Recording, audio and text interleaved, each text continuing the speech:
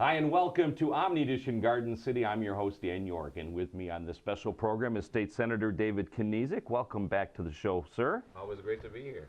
Representing all of Garden City, all of Redford, all of Inkster, all of Dearborn Heights, and a portion of Detroit, correct? That's correct. All right, and that is the 5th district of Yes, our sir. state.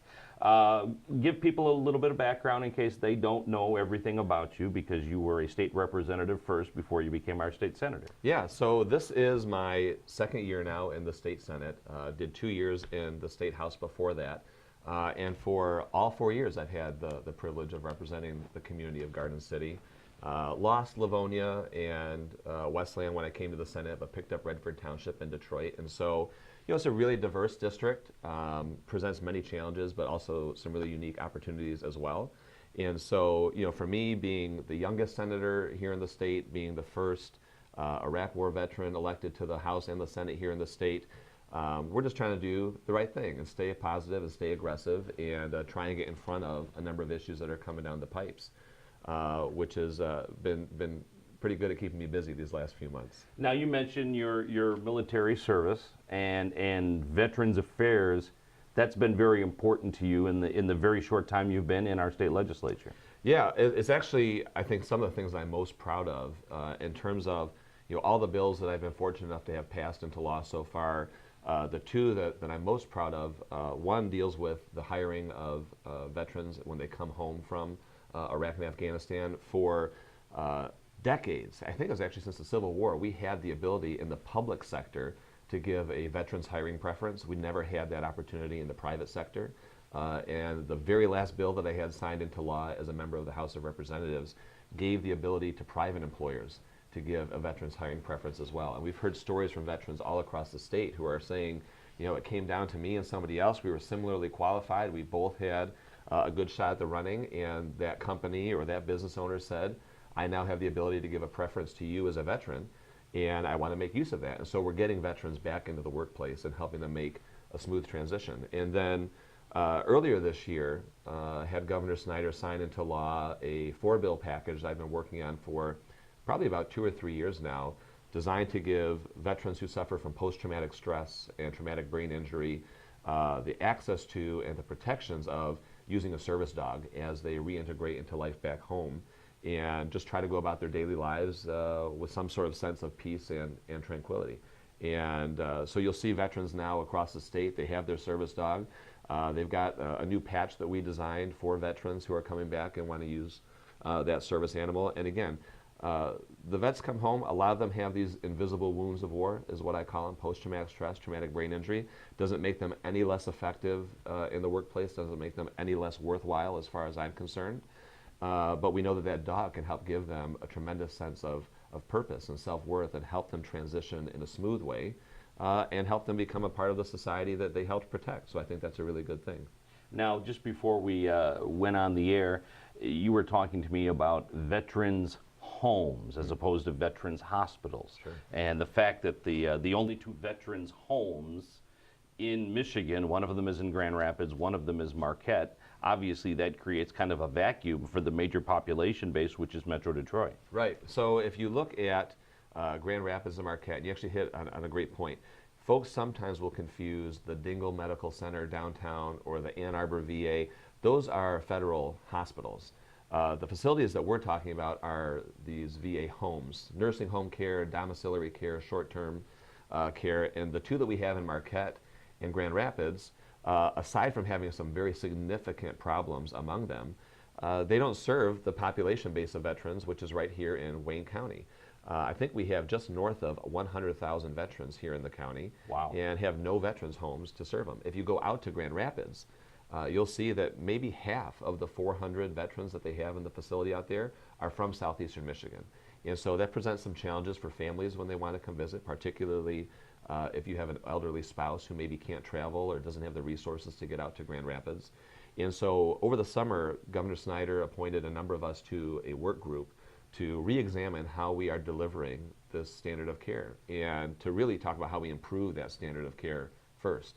If you look at Grand Rapids, we had a Auditor General's report last year that showed 90% of the cases of fraud and abuse were going unreported. We saw that 80% of the time mandatory staffing minimums were not being met. We talk so much about how we support veterans and love veterans and want to do everything we can for veterans, yet around every corner it feels like we're learning something new about how we're failing them. And we are failing them right now in Grand Rapids. And so the work group first talked about how do we improve the standard of care at the existing homes, and then two, moving forward, how do we build additional homes to make sure that the different population bases that we have across the state are being served. And so the report has been presented to Governor Snyder. We're going to be going public with it here in the next couple of weeks. And my hope is that we can see some sort of legislative action before the end of the year that would bring not one, but multiple homes for veterans here in Wayne County and southeastern Michigan. Now, how is it that the state is in the business of I won't call it a nursing home, but a home for veterans, whereas it's the federal responsibility for the hospitals? So the homes piece is really unique, and we talked about this a little bit beforehand too, particularly when it comes to a funding perspective. If I, as a veteran, were in a private nursing home facility, and the Veterans Administration determined that I rated, we'll use round numbers, $100 a day worth of care, and Medicare came in and said, David, you rate $80 worth of care per day. The VA would say, okay, we're going to take that $80 from Medicare, we'll give $20 on top of it, and we'll get you to that $100. If you're in a state-run nursing home facility, you don't offset the dollars like that. You stack them on top of one another. And so $80 a day from Medicare plus $100 from the VA gets you $180 per day worth of care. And so it's a unique place where the state has really a financial incentive to offer this sort of care and coverage to the veterans, not for the state, but for the veteran themselves. And so we want to make sure that we're getting the existing homes certified in the proper way, as well as expanding the number of homes that we offer while increasing the amount of care that those veterans can receive. Okay. Since we're on the military thread of our conversation, just last weekend, New York City again, the victims of terrorism, although a much smaller scale than what we had seen in the past, maybe as many as 3 episodes tied to the same person from what I heard this morning. Maybe the lone wolf perspective that they've talked about, maybe this is just someone that's out on their own and doing this, or maybe this is from a more organized terrorist group. You spent a lot of time in the Middle East. You spent a lot of time in the military. What is your perspective on this? Because as a country, everything that we know has changed. Right. And everything that we want to work for as Americans or towards as Americans, this is such a disruption to that, that it consumes too much money, it consumes too much time. Right. Where are we at? That's a really good question and a broad question. I think at the end of the day, if you keep sort of a guiding set of principles in the forefront of your mind when you're trying to address either the terrorism threat here at home or around the world, you need to first accept the fact that the safety and security of the United States, the safety and security of our citizens has to take priority. And whether that comes in the form of local efforts, coordinated state, county, local efforts, or even at the national level, if we're not doing absolutely everything that we can to keep our citizens safe, again, we're falling short. I think partially we need to acknowledge that when we're going different places around the world, sometimes there are unintended consequences for the actions of the United States, and that we don't necessarily need to be the world's police force. We don't necessarily need to be involved in things that don't concern the safety and security of our country. I don't think that means that we need to be isolationist by any means. I think that if somebody commits an act of war against the United States, then that is cause and reason for us to strike back and to enter in that sort of engagement. But when you talk about the homegrown terrorism, what's so frustrating about it is that you're not fighting a uniformed enemy anymore. And that was something that was so frustrating to us when we were overseas, is sometimes it would be a woman, it could be a kid, it could be somebody who is dressed like you and me and walking down the street and have some sort of nefarious intent. And so from a digital perspective, it makes it all the more difficult. And you run up against the challenges of privacy, obviously, and how do you properly monitor what's happening, through social media or on the internet without invading somebody else's privacy. But at the end of the day, I think it's also important that we as elected officials don't use these incidences to try and make any sort of political gain off of it, or to try and stoke the flames of fear of folks here in the country. If we allow ourselves to continue to live in that state of fear, the terrorists have won, as far as I'm concerned.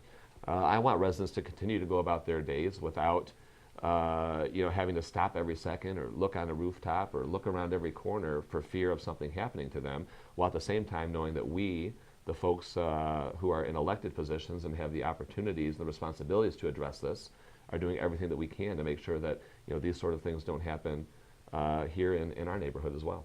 Now, you brought up an interesting point in that in the past, it was the responsibility of the federal government, and it was the responsibility of a uniformed military to deal with these sort of problems. But now it has become a local issue as much as it is a federal issue. You look in New York, and you've got statements being made by the governor of New York. You've got the New York Police and the New York Fire Department as the first responders to this potentially military/terrorism episode. Right. And I don't think, still as a country, that we're wired to think that way, that there is now a local component, a county component, a state component to this, as well as just the federal government fighting terrorism. And I think that when you talk about local, it doesn't necessarily mean local law enforcement. It can mean the average everyday citizen. And we have a lot of conversations locally about if you see something, say something. And we have a number of cases here in Garden City, Dearborn Heights, Dearborn, Redford Township, Detroit, where folks maybe heard something that was a little bit concerning, saw something that was a little bit concerning, picked up the phone, notified the proper authorities, and either somebody was apprehended because they were up to no good, or that threat was deemed as not credible. And Sure. so I think it's so much more than just the men and women in blue at the local and the state and the federal level. I think each of us plays a role in some way of just making sure that we're looking out for our community and making sure that we're reporting things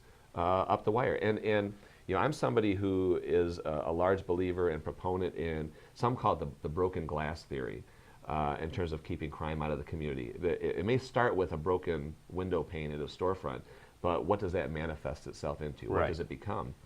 And when you look at the neighborhood patrol that we have here in Garden City, just the presence that you have of folks driving up and down the streets, folks see the lights at the top of their vehicle, that says to the neighbors, we're here, we're looking out for you, and we want to be partners in that effort. So I think right here in Garden City, we have a phenomenal example of folks who aren't sitting on the sidelines, they're becoming engaged, and we've got a safer community because of it. You have an interesting perspective in that you served in the military, but you also represent a large Muslim population, I assume, in your districts of Dearborn Heights and the portion of Detroit, correct? Sure. What's the feedback you get from the Muslim population? The feedback that I hear from the Muslim population, incredibly nuanced. The first thing that I hear from any of my Muslim friends when there's been some sort of attack or some sort of terror strike, if you will, they say, please don't let it be a Muslim person, because you're in a very unfortunate spot of you're the villain and you're also the victim. And so not only does the Muslim community get blamed for a lot of things that take place around the United States and around the world, they then get attacked for it on the back end. And are there bad folks who are Muslim? Of course. Are there bad folks who are Christian? Are there bad folks who are Jewish? Are there bad folks who are Buddhist? Absolutely. And I just think it's very important that we don't paint an entire community or an entire religion with that broad of a brush. I have never been asked to apologize for what Timothy McVeigh did in any place in the country. I haven't been asked to apologize for what happened in New York, yet we continually ask the Muslim community to apologize for things that these folks as individuals had nothing to do with. And I hear a lot from my folks in Lansing, folks that I work with. They say, David, we wish that the Muslim community would speak out more. We wish that the Muslim community would say more to speak out against terrorism. And I said, if you think that they're not speaking out, you really must not be listening. We have at one of our mosques over in Dearborn Heights a huge banner on the side of the mosque condemning ISIS and condemning the terrorist attacks. And imams who get into the pulpit every week and preach against that type of hatred and violence, because they understand you've got a couple bad actors that are ruining it for everybody. And we used to say in the military, there's always that 10%. There's always that 10% of Marines who are dragging everybody else down. I imagine it's the same in any culture and in any religion.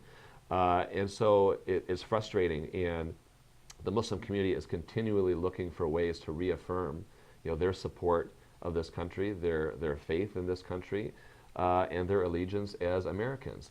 I don't think that they have to be forced to do that, because certainly you and I are not. But again, they are continually looking for ways to reaffirm in the minds of others, we're just as American as you are. We're just as patriotic as you are. Muslims serve their country just like I did, and I served alongside Muslim Americans who wore the cloth of our country and would have bled for the United States. And so I think it's incredibly unfair what the community has to go through. And again, I think it's important that folks like you and me, or other citizens out there who consider themselves allies and supporters, just don't let that sort of hatred and vitriol go unchecked. And there's a very, I'll use the term unique again, Southeast Michigan obviously is unique to the country, in that we forever had a large Chaldean population here, and more recently we have a very large Muslim population here. And there's been a homogenization of the area, which is probably a good thing. But I wonder, I think about it sometimes, if you go other places in the country where there's almost no Muslim population, if you go to Omaha, Nebraska, I'm guessing there aren't a lot of Muslim people. And I wonder what they would think if they came to Detroit and see that it's pretty interspersed. I mean, and it doesn't give me a second. I don't give it a second thought, but I wonder what people from around the country think. I think you hit on something so important, and that is exposure and education really changes folks' hearts and their minds. And so I think of when I was in the military and when we first got into Kuwait and then flew into Iraq.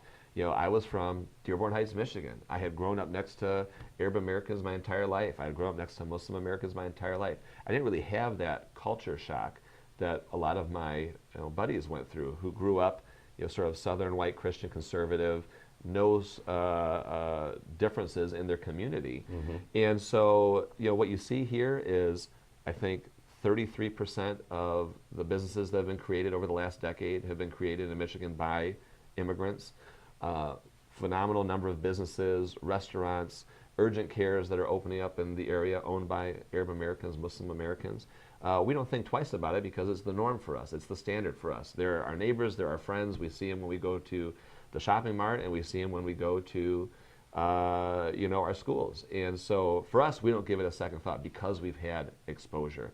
And I think with any marginalized community, when you get to know someone, it takes away that wall, and it takes away that fear that is associated with the unknown. Whether you are a Muslim American, if you're LGBT, if you are African American, I think any marginalized community in this state, when you get some sort of affiliation or relationship built with them, you become an advocate in the process. Very good. All right, lots of other things to talk about. I don't even think we meant to go down that road, but I'm glad we did. Okay.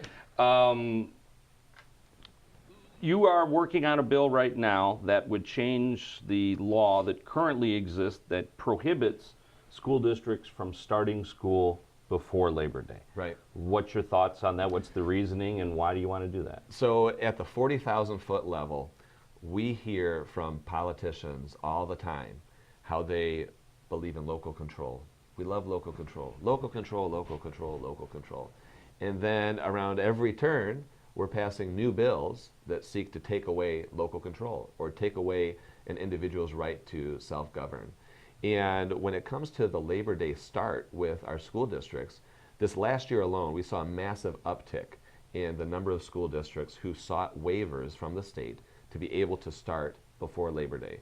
If a school district wants to start before Labor Day, I think that's up to them. I don't think the state should have a say in how you set your calendar. If you're doing what you think is best for your kids, if the parents are supportive of it, if the students are supportive of it, I think that that should be left up to the local school district.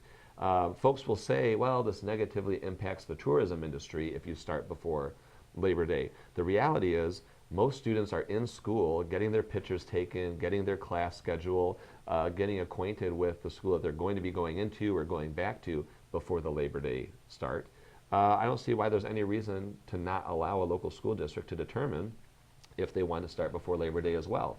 And I think that for me, this is part of an even larger conversation about the school calendar and acknowledging the fact that when you take those 2-3 months in the summer off, the student spends all year, it looks like a nice little graph, the student spends all year going up and up and up, and then they hit the summer and they plummet.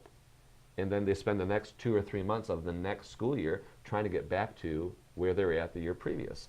And so I'm not saying necessarily more days in school, but I think that we should be a bit more judicious in allowing districts to determine what that calendar looks like. If that's a year-round calendar, that should be up to the school district. It's something that I'm a proponent of and am in favor of. This, to me, is just the start of that equation, letting school districts determine what's best for them and getting the state out of the business of telling schools how they're supposed to run their shop. And that in itself, on the surface, sounds like a great idea. But the state is in the school's business in so many other respects also. Right. How do you ever? I don't think you're ever going to get the state out of the school meddling business. I think it's what's the phrase about how you eat an elephant, right? One bite at a time. Okay. And so this is certainly one of those bites. If you're talking about education and the state's role, we had a bill passed last year that called for the examination of how much money we spend per student in the state of Michigan, and is it adequate? The results came back just 2 months ago, I believe, and found that we're spending about $1,000 per pupil less than what we should be in the state. And so when you talk about the state's role, the state's responsibility, way too much. The state seems to think that teachers don't know how to teach. The state seems to think that we need to have our thumb on everything that they're doing, that we need to have standardized test after standardized test after standardized test to keep track of what a child is doing. And when you talk to children and when you talk to teachers, you learn that more time is spent preparing for that test than actually learning in the classroom. I refer to this as time on task. Very little time on task in the classroom because teachers are so afraid of what happens if they have negative test scores come back, because now we tie their pay and whether or not they're going to stay in the district to these test scores. Everything is focused on this test. And that might be palatable if the state could pick one test and just stick with it. We've had 3 different tests over the last 3 years. We don't tell teachers what it is that we're going to be looking for, testing them on. We don't tell them what test it is that they're going to be taking that year, because every single year you get a new crop of legislators that come in who all want to do something different. And so you keep moving the goalposts on teachers while at the same time providing them with less and less resources. I don't know why anybody should act surprised when folks come up short and we realize that we're not spending enough. And I would never say, folks like to criticize me on this, when I say that we need to spend more money in the classroom. They say, there he goes. There goes Knezek with his liberal agenda. He just wants to throw money at the problem and think it's going to fix itself. It's not going to fix itself. Simply spending more money in the classroom is not going to right all the wrongs. But providing wraparound services to students will help fix those wrongs. Providing adequate nutrition at breakfast and lunchtime will help right those wrongs. Making sure students have proper support staff and tutoring and mentoring is going to help right that wrong. Making sure that students have art and music and athletics. These are all things that, when it comes to the budget crunch, they're the first things to go. We've seen it here in Garden City. We've seen it here in a number of school districts across the 5th Senate District. So much of that goes into providing a child with a well-rounded education. I say to students all the time, don't let the classroom get in the way of a good education. So much of it takes place outside of those 4 walls and that desk in the classroom. And yes, providing wraparound services, providing proper nutrition, providing athletics and music and art and all these things, it requires money and it requires resources. I'm not saying throw money at the problem. I'm saying let's use our money responsibly, invest it in programs, and invest it in people who have proven outcomes. When you talk about investing in people, you have to talk about paying teachers more. You've got a number of people who would love to go into the teaching profession, who might be at peak earnings in their 30s and their 40s, who's going to leave the height of their sort of money-making years to go get paid $35,000 a year and to get constantly smacked around by the state of Michigan? Folks don't want to do it. If you look at Finland, again, a great model of how we get off teachers' backs and we let them teach and we let students learn, 90% of the people that enter into the teaching profession in Finland stay there for their entire lives, their entire career. If you look at the United States, 50% of the people that enter the teaching profession leave within the first 5 years. We are making it so difficult for teachers to want to stay, and we're making it even more difficult for students to learn. So I know there's a really long answer to your question. No, that's fine. But the state is meddling. The state's meddling far too much. And I think at some point we need to be honest with ourselves that what we're doing is not working. And maybe going into a new direction or into a new model might sound a little bit scary. Maybe it works, maybe it doesn't. But if you want to talk about a model that doesn't work, all you have to do is look at the model that we're using right now. Well, so many questions or responses to that.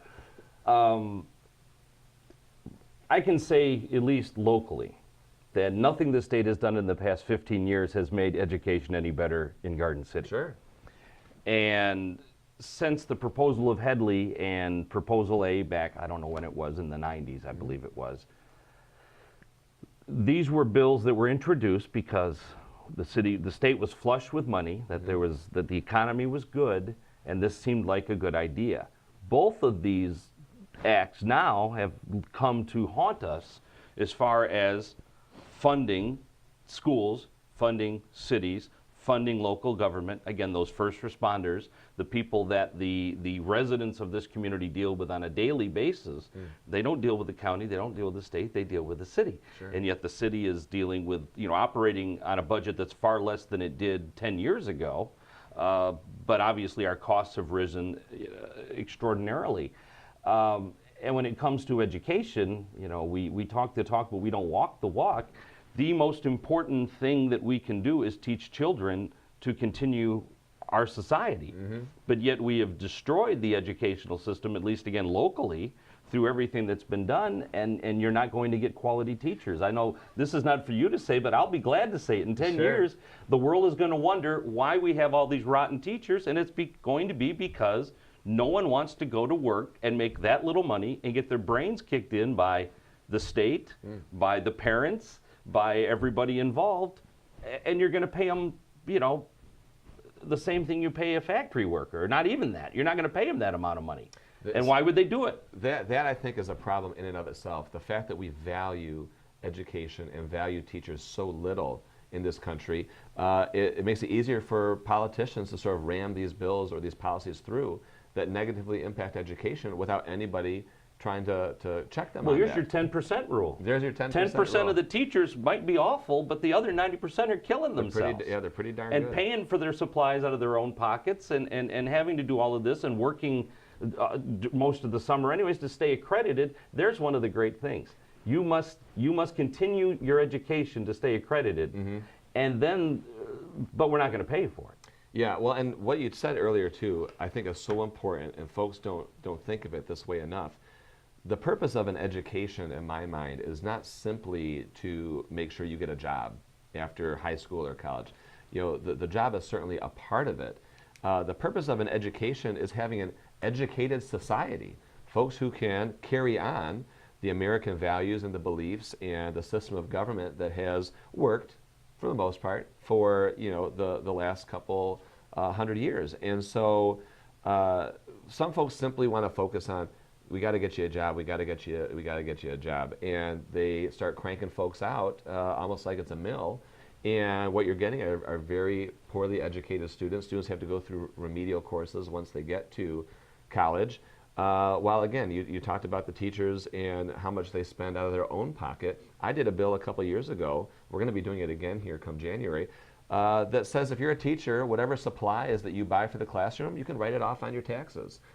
Couldn't get any action on it. Couldn't even get a hearing on the bill. That's the type of respect that some politicians have for our teachers today, and it's really frustrating. And you see it's not unique to Garden City, it's not unique to the 5th District, it's across the entire state. And the state's doing a very poor job at addressing it. Now let me play the devil's advocate on your bill. Sure. We put a lot of pressure on kids, and we expect kindergartners to be able to test. We expect very young children to be able to accomplish things that were never expected of very young children in the past. Shouldn't we actually, isn't starting school before Labor Day contributing to that?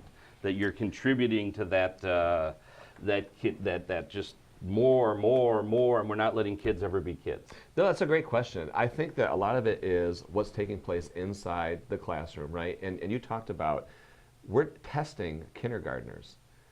Formal tests, standardized tests to try and figure out where Kindergarten they're was supposed at. to be socialization. Yeah. It was supposed to teach you build blocks and to stuff. tie your shoes Yeah. and to put on your coat and to not pull little girls' hair. Yeah. Now it's turned into third grade. Yeah. So when you talk about the socialization piece, I actually think that that's a reason sort of to support the bill of putting students into a classroom setting where they're around other students their age and they're able to do, build blocks, not pull hair, enjoy recess, the whole 9 yards. And so I think that getting them into the classroom sooner, better, year-round, if that's the choice, is a good thing. What happens when the student is in that classroom is, to me, the sticking point, if you will. And so if we can get them in, if we can get them socialized, we can get them to enjoy and value education, I think that's a good thing, without having that dip that students experience at the onset of the summer months. All right, as long as we're beating up on the state. Let's do it. State revenue sharing to Terrible. the cities has continued to decline. Mandated services that the city must require or are required to perform continue to rise or stay rock solid. Is this ever going to change? So the Michigan Municipal League, which is an organization in Lansing who acts sort of as the lobbying wing, if you will, of local governments, has been putting together and building support and momentum behind a conversation about how we change revenue sharing. It doesn't matter what city you go to, revenue sharing has plummeted over the last 5, 10, 15 years. A number of cities in our state, Pontiac, for example, the debt that they are in today is less than what they were supposed to have received from revenue sharing. And so the state is putting these municipalities into debt and into a deficit. The Michigan Municipal League estimated that, I believe over the last 10 years, not millions of dollars, not hundreds of millions of dollars, over $6 billion, with a B, $6 billion has been taken away from our local units of government. All at the while, we as citizens are expecting to get the same level of services, the same quality of services, which you can't get when you're cutting that revenue. And so what happens? The city comes to the residents and say, can you pony up the bill? Can you help us pass this millage or pass this bond or what have you to try and provide these services? So the state has done a really good job in a number of ways, not just revenue sharing, of passing the buck and passing the responsibility onto the backs of taxpayers like you and me. And so is it going to change under this legislature? I wouldn't hold my breath. We'd have to see a change at the state level in terms of the governor and at least one chamber of the House or the Senate to move this conversation forward.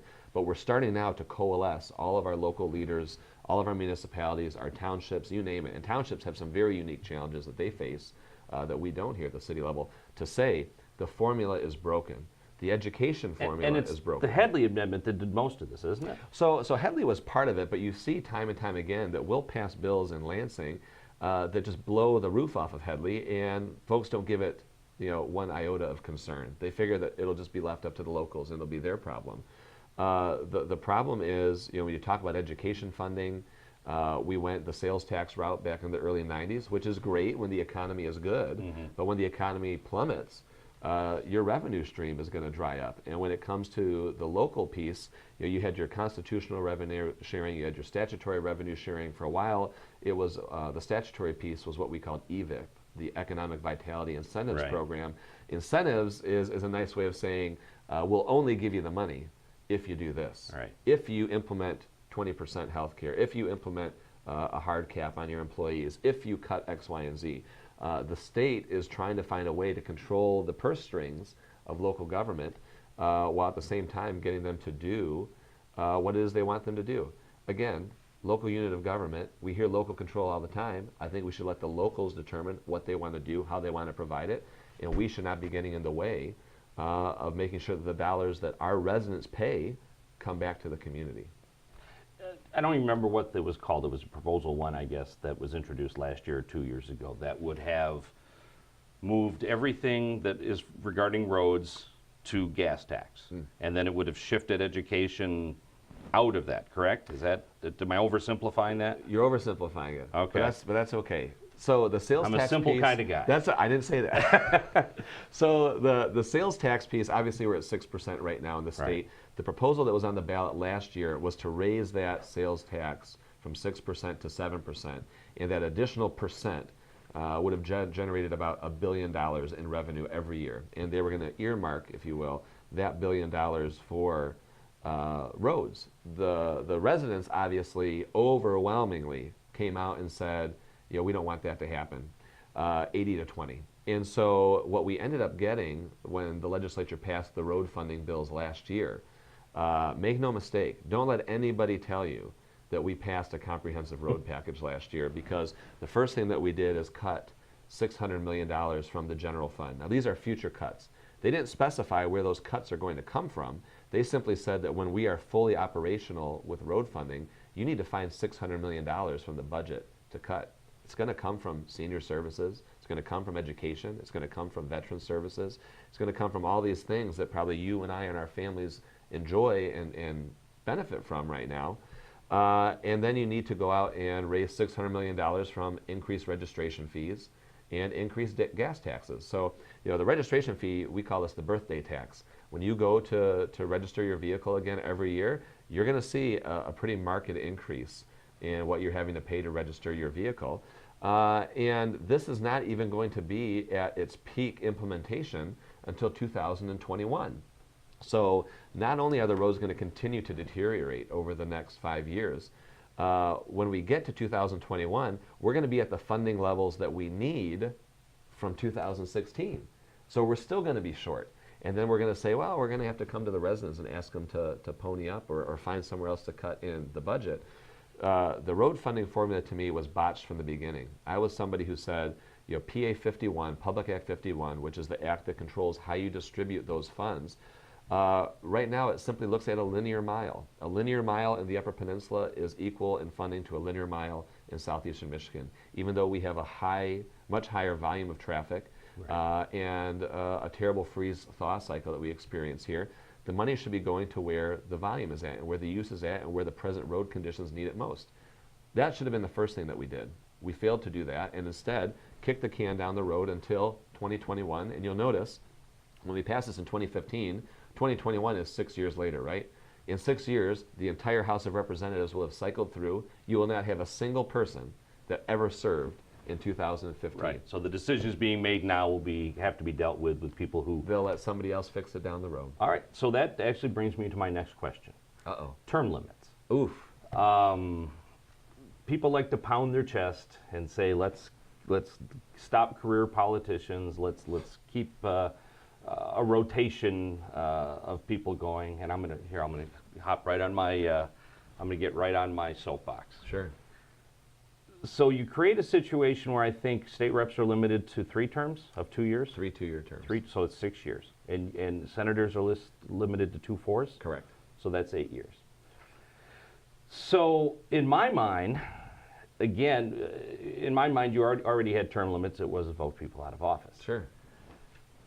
But you create a vacuum in Lansing. That's my favorite word today is vacuum. Mm-hmm. You create a vacuum in Lansing where the lobbyists have the control, where the lobbyists are the knowledge base, where the lobbyists are the only thing that stay around. Mm-hmm.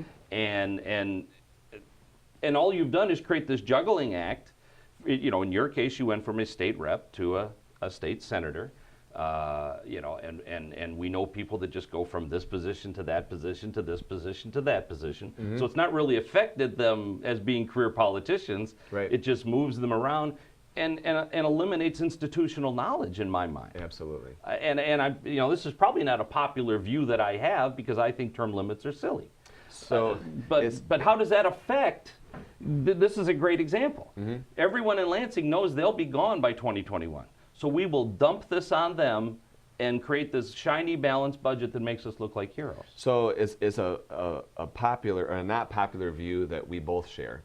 As you said, we have elections every 2 years for the House. We have elections every 4 years for the Senate. If you don't like them, throw them out. It has happened before. We've seen it across the state. I've seen it with friends of mine who have been elected in other states, and 5, 10, 15 years in, got a little too comfortable, got a little too lazy, and the residents bounced them out. The institutional knowledge piece is really important. And if you look at the history of elected officials in Michigan, and the only reason I can speak to this is because I wrote a paper on it in college, right before I got elected. The average amount of time spent in the Michigan Senate prior to term limits was 9 years. Were there people who did more? Yes. Were there people who did less? Of course. 9 years. So when you implemented the 8-year term limit, you saved 1 year. The average amount of time spent in the Michigan House prior to term limits was 8 years. Did you have people on the high end? Of course. You had a guy named Dominic Jacobetti from the Upper Peninsula, 40 years in the Michigan House of Representatives. Did you have people on the low end? Absolutely. Average was 8. And so you implemented a 6-year term limit, and so what did you save? 2 years. So you saved 1 year in the Senate, 2 years in the House. What did you give up? Institutional knowledge is I think, the biggest piece, where I tell folks all the time, that first year, you're just trying to figure out who's who, where the bathrooms are, what phone number to call, which department oversees X, Y, and Z. You're trying to build relationships so that when you pick up the phone, somebody says, oh, it's Knezek. Okay, we'll take the call, and not, oh, just that newbie who we don't care what he has to say. So you spend the first year, 2, 3, trying to figure things out. And I tell folks, it wasn't until my 3rd year where I really felt like I knew which button to push, which phone number to call, which person to tap into at state government in order to get results for the residents. And so I say it's the only job in Michigan where we value inexperience. You would not want an inexperienced lawyer in the courtroom. You wouldn't want an inexperienced surgeon in the operating room, but we want inexperienced politicians. And as a result, we get bills that reflect that very inexperience. And as you said, we are coming and going. We're cycling through constantly. The folks that work in the lobby corps are there without any term limits. The senior lobbyist in Lansing, the person who has served as a lobbyist the longest, has been a lobbyist since 1969. 1969. 17 years before I was even born. And so you see that folks who have been in the lobby corps a long time, they've seen the game, they know how to work it, they know how to kill it. If you've got a bill that they want to work on, they know how to get in front of that bill and how to stop you from being effective. And I think it gives even more power to the governor's office. We're supposed to be equal branches, the executive, the legislative, and the judicial. When you've got us cycling through, I think you see even more power go to the executive branch and to unelected and unaccountable lobbyists, which I think is bad. If folks want to find some sort of middle ground on term limits, maybe it's 20 years, maybe it's 15 years, maybe it's 10 years, something. Because I understand where that frustration comes from. I hear folks when they say that they don't want people who are in there forever. I get that. Maybe there's diminishing returns at some point. But the way it's set up right now, we're kicking folks out the door the second they become proficient at their jobs. And I would also argue that a common person who doesn't have a law firm to return to or doesn't have a business to return to, it would completely discourage them from running for office, because if I just have a regular job, they're not going to let me run for office, Right. go away for 6 years and come back and take my job. Right. I could literally be homeless after serving 6 years in the state legislature because I don't have a job to go back to. So what you see because of that, like you said, you've got folks who might be at their peak earning years. They could be great legislators, I bet. Lawyers, doctors, teachers. These are the folks that we would want. The same way that I would want a stay-at-home mom to be a legislator. I need a diverse set of views and experiences because no one is any better than anyone else. But because folks don't want to leave in the middle of their careers because they won't have a career to come back to, you see an influx of young folks like myself who run right when they're out of college, and this is really our first careers after the military, or folks who have retired and now they're coming in their 60s and their 70s or their 80s. And so you've got this huge age gap in the legislature, and I think that we're missing out on a phenomenal set of skills and experiences because of those term limits. I tell folks all the time, if you want to fix a lot of the problems in Lansing, fixing term limits would be one of them, fixing the redistricting process would be a second, and getting money out of politics would be a third. Those three things, in a very substantial way, would result in a much better run government, I believe, and make sure that we've got good people passing good bills all the time. Very good. One last thing before we let you go. On Sure. Labor Day, if anybody follows you on Facebook, they saw that you had the opportunity to meet with and walk with former President Bill Clinton. Tell us about that and how that happened. It really was by accident. You know, oh, there's the picture. How nice. I was saying earlier that you should put up a picture of me when I first got elected because I had more hair and no facial hair. But so every Labor Day parade, I walk with the building trades. So these are the plumbers, the pipe fitters, electrical workers, you name it. And the group that we were supposed to be walking with left without us noticing it. And we said, oh, geez, we'd better hurry up. And so we walked along the side of the parade and tried to catch up, which is actually kind of nice because you walk past every group you get to say hi to and see everybody. And I always walk with a representative from Southfield. His name's Jeremy Moss. And we turned the corner, and literally, he's like me to you. And I said, oh, my God, that's Bill Clinton. And so we're walking along, and we're kind of behind Bill. And one of the guys who worked for the Clinton campaign, you know, said that he wanted me and Jeremy to go speak to the president. And so he held his arms back and let us walk up, and we introduced ourselves and walked with him for a couple minutes. Incredibly gracious guy. You saw him talk to folks that he hadn't seen in probably 5-10 years, and like a whip was able to recall everything about their personal lives, their careers, the whole 9 yards. We talked a little bit about the wars and what it was like being, you know, the first elected here in Michigan. Jeremy, the representative from Southfield, is the first openly gay representative that we have in the state. So we talked with President Clinton about, you know, that. He was just a good guy, very down to earth, very generous, very gracious with his time, and talked to everybody, took pictures with everybody. He doesn't have to do any of that stuff.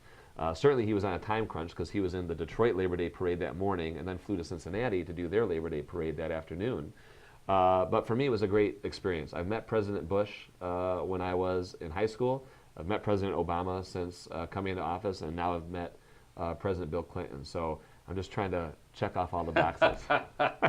Well, very good. Well, I want to thank you for taking time to be with us. My pleasure. I do appreciate it. I know you've got a lot to do in Lansing, and I appreciate you allowing the format of just kind of a free conversation, because a lot of this wasn't what we had jotted down before we started, and Right. I appreciate you going along with it and letting me vent a little bit, but we do appreciate your efforts in Lansing and appreciate you being here. Happy to be here again. Thanks so much. All right, that's it for this very special edition of Omni Edition Garden City. I'm Dan York. Thanks for watching. Good night, everybody.